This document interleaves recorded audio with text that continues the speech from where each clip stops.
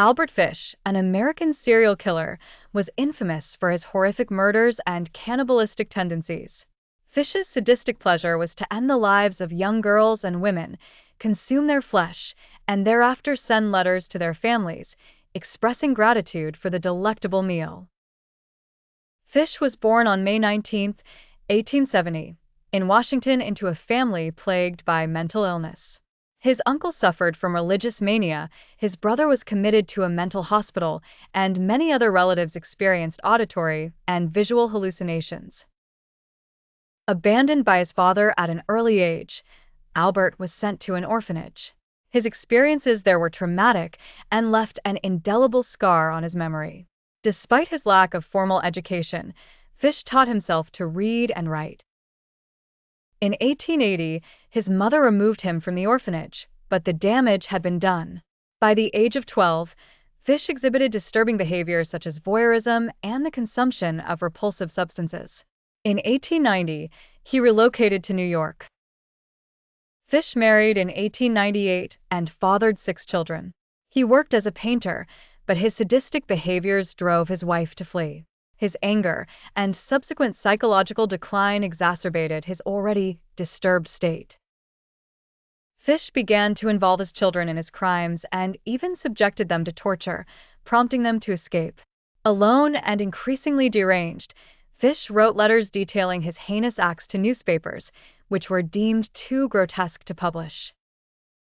Nonetheless, these letters would later serve as crucial evidence against him. Fish's series of child murders began with the kidnapping and subsequent torture of his victims using nails, knives, and other sharp objects, followed by rape, murder, and cannibalism. The case of 10-year-old Grace Budd stands out. In 1928, under the alias Frank Howard, Fish befriended her family with the false pretense of offering their son employment. On Grace's 10th birthday, dressed in her best attire, she was allowed to accompany Uncle Frank to a party. Trusting him, the family agreed. Overjoyed, Grace left with Fish. However, once they were away from the city, Fish's facade dropped. He overpowered Grace, strangled her, and took her lifeless body back to his den where he dismembered and consumed her remains.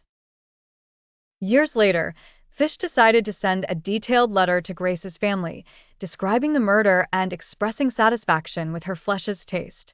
Though he hesitated initially, he eventually mailed the letter 6 years after Grace's death.